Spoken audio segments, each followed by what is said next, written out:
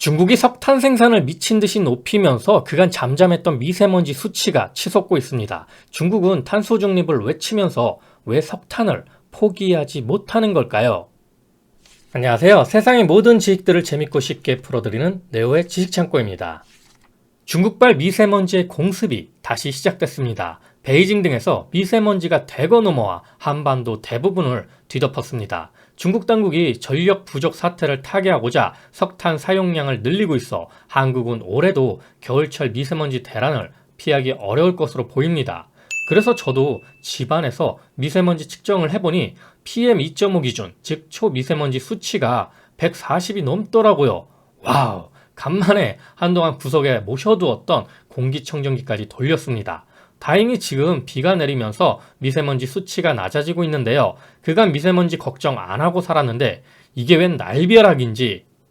이렇게 미세먼지가 다시 문제가 되기 시작한 가장 큰 이유는 중국의 석탄발전소 가동이 다시 늘어났기 때문입니다. 계절별로 달라지기는 합니다만 한국의 미세먼지 원인 중 중국의 영향은 47% 정도 차지한다고 합니다. 미세먼지는 발생원에 따라 자연적인 것과 인위적인 것으로 구분되며 인위적인 발생원이 대부분입니다. 미세먼지 중 건강에 영향이 큰 PM2.5, 즉 초미세먼지는 자동차, 화력발전소 등에서 연소를 통해 배출된 1차 오염 물질이 대기 중 다른 물질과 반응하여 생성된 2차 오염 물질이 주요 발생원이며 주로 황산염, 질산염, 유기탄소 등으로 구성되어 있는데요. 미세먼지에 대한 노출은 심장 및 폐 관련 질환 등을 발생시키거나 악화시킬 수 있으며 결과적으로 사망 증가에 영향을 줄 수 있는데 이게 코로나19보다 미세먼지가 더 심각한 문제가 될 수 있다 이 말이죠. 단기적으로는 천식발작, 급성 기관지염, 부정맥과 같은 증상을 악화시키고 미세먼지 농도가 높은 곳에서 오래 노출되는 경우 심혈관 질환, 호흡기 질환, 폐암 발생의 위험이 증가합니다.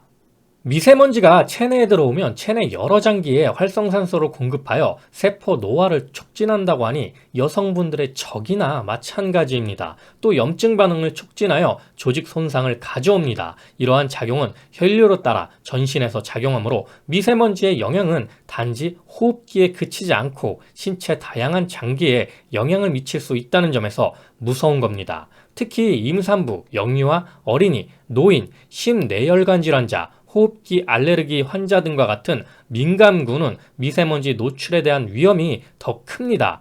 그렇지 않아도 둘째 녀석이 이제 2살인데 감기가 걸려서 컨디션도 안 좋은데 오늘따라 기침이 더 심하더라고요. 얼마 전까지만 해도 석탄 대란으로 난리가 났던 중국이 자국 생산량을 미친 듯이 늘리면서 당연히 석탄 발전도 늘어났겠죠. 중국의 발전 비중을 보면 67%를 석탄 화력으로 만들어내고 있습니다. 이렇게 석탄 발전 비중이 높은 이유는 중국의 석탄 생산량이 많기 때문이죠. 2019년 기준 중국은 전 세계 석탄 생산량 81억 톤 중 47%인 38억 톤을 생산하고 이것도 모자라 2억 3천만 톤을 수입했습니다. 거의 전 세계 석탄의 절반을 중국이 소비하는 구조인데요. 따라서 석탄 수급에 따라 중국의 전력 생산이 크게 휘청일 수밖에 없습니다. 호주와의 대립으로 호주산 석탄 수입을 중단하고 여기에 최근 중국 정부는 탄소 배출량을 줄이기 위해 석탄 생산량과 화력 발전량을 줄였지만 국가적인 전력난이 발생하면서 석탄 생산을 다시 늘리고 있는 겁니다. 중국 국가 통계에 따르면 10월 중국의 석탄 생산량은 3억 5,709만 톤으로 이는 지난 2015년 이후 최대 수준입니다. 그래서 중국은 국제적 기후위기 속에서도 탄소 배출량이 많은 석탄화력 발전을 포기하지 못하고 있습니다. 이는 중국이 세계의 공장 역할을 하며 중공업 중심의 국가인데다 앞서 이야기한 대로 전력 생산에서 석탄이 차지하는 비중이 전체의 67%나 되기 때문입니다. 또 대체제인 천연가스가 부족하고 탄광업계의 압력이 센 점, 석탄화력발전소가 막대한 부채를 갖고 있다는 점도 중국이 석탄을 포기하지 못하는 이유로 거론되고 있습니다. 월스트리트 저널은 중국이 석탄 사용을 끊기 위해선 천연가스의 대대적인 수입이 불가피하다고 이야기하고 있습니다. 중국은 최근 호주와의 관계가 악화되면서 호주로부터 석탄 말고도 LNG 수입도 줄이려 하고 있습니다. 대신 카타르, 말레이시아, 인도네시아, 러시아로부터 LNG선을 통해 수입하고 있습니다. 또한 중국 중앙아시아 가스관을 통해 투르크메니스탄과 카자흐스탄, 우즈베키스탄의 천연가스를 수입하고 있고, 중국 미얀마 가스관을 통해 미얀마산 천연가스, 중국 러시아 동부 가스관을 통해 러시아산 천연가스를 수입하고 있는데요.